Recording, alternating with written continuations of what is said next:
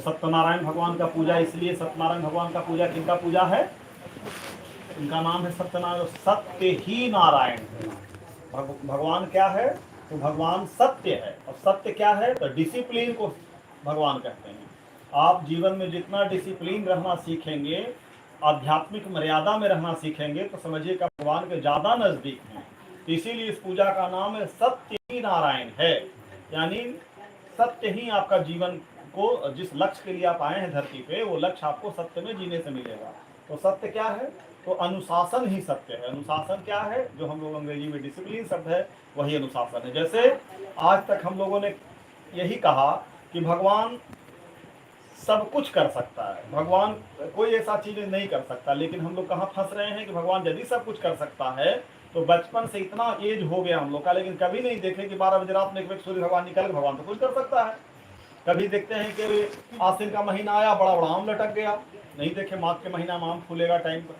कभी देखे कि बाबा कहने कि सावन के अमावस्या के 9:03 में ग्रहण लगेगा।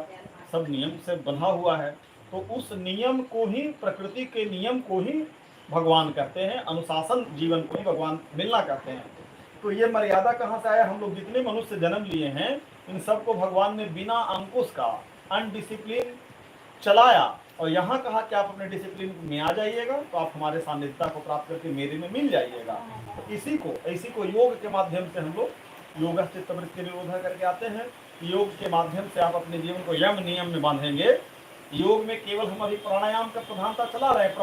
प्राणायाम से केवल हल्का सा जीवन का 100 में से 1 से 2% लाभ हम जीवन का ले पा रहे हैं केवल प्राणायाम करके। चाहे डायरेक्ट प्राणायाम में आ गए, यम नियम छोड़ दिए। मेन जड़ था यम नियम। यम नियम यदि आप पालन करते हैं तब तो योग के माध्यम से आप ज्ञान को उपलब्ध हो जाएंगे, और नहीं तो केवल शारीरिक थोड़ा सा, जिसमें आप कुछ नहीं ज्यादा गहराई में कर सकते। या तो डायरेक्ट हम शॉर्टकट मानकर समाधि कर लें, या डायरेक्ट समाधि छोड़ करके अनुशासन बिना पालन किए हुए और हम मेडिटेशन कर लेते हैं, तो उसका पूरा लाभ हमको नहीं मिलता। इसका जड़ कहाँ छुपा हुआ है? यम नियम में। यम नियम यानी अनुशासन यानी डिसिप्लिन, तो वही भगवान मिलता है आपका नीचे पाया। तो इसी पूजा का नाम सत्यनारायण पूजा है। जैसे कोई पिता पंडित जी के पास एक बच्चा को लाया, बाबा जरा हमने बच्चा को बता दीजिए, मैं देखिए खड़े खड़े बाथरूम करता है। तो कभी खड़े खड़े तो कर रहा है तो बड़ा अच्छा मानिए। जब पिता खड़ा खड़ा करेगा तो बच्चा तो दौड़ के करना चाहिए। तो आपका बच्चा को तो करना चाहिए दौड़ दौड़ के पेशाब, जो खड़ा खड़ा कर रहा है अभी, तो उसके पहले हमको सुधर जाना होगा। हम जिस रास्ता से चलेंगे तब समाज को जो देंगे वो लहेगा वहाँ पे बात, हमारी बात, हम उस हमारे अंदर से निकलेगा वो बात, जो हम जिस नियम को पालन करते हैं उसको लाना है। इसी सारा नियम को सटीक करने के लिए ऋषियों ने शोध किया सत्यनारायण पूजा का, और सत्यनारायण पूजा घर घर में प्रचलन में आया। और मनुष्य इतना भुलक्कड़ है, इतना कभी कभी गया गुजरा जानवर बन चुके, कई बार जानवर बन चुके हैं, तो जानवर बन छुपा हुआ है। 1 महीना होते तो भुला जाएगा वो इस बात को। इसलिए महीने महीने पूजा करने का विधान डाला गया था कि गृहस्थों का सबसे बड़ा पूजा सत्यनारायण पूजा, इसको महीने महीने करना शुरू करिए। पंडित जी उपदेश देंगे, अनुशासन बताएंगे, उस नियम से पालन करके आप महान बन सकते हैं। ये अनुशासन का पूजा सत्यनारायण का पूजा है। आज उद्देश्य ये है कि आपके पिताजी की आज तिथि है, और तिथि में आप डिसिप्लिन भगवान का पूजन करने के बैठे थे और सर्वोत्तम माना गया।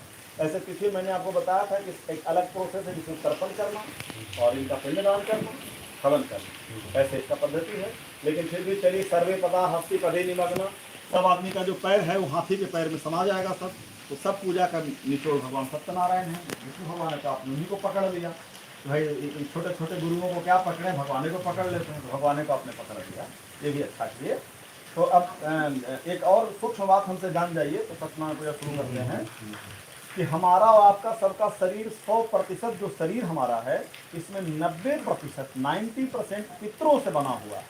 आपका नाक हो सकता है मम्मी की तरह हो, कान हो सकता है नाना की तरह हो, दांत दादी की तरह हो, लीवर आपके पिताजी की तरह हो। ऐसे शरीर में 3 पीढ़ियों का योगदान है, पिता दादा परदादा, माता दादी परदादी, नाना परनाना बूढ़े परनाना, नानी परनानी बूढ़ी परनानी। तो इनसे आपका 90% शरीर बना है, और रोज इनको कुछ न कुछ आपके तरफ से मिलना चाहिए। रोज जिस दिन से शादी आपकी हुई उसी दिन से एक समाज का दायित्व आया कि पितरों को आपको सेवा करना। इसीलिए 7 वचन जो पढ़ाया गया विवाह में, तो दूसरा वचन है हव्य प्रदान रमरान पितृचक्र प्रदान यदि कुछ यथा वामांगम आयामी तदा तो दियम जगाद वाक्यम द्वितीयम कुमारी, कि आज से हम अपने देवता और पितृ दोनों को पूजा करेंगे। तो पितरों को पहले के आदमी स्नान करके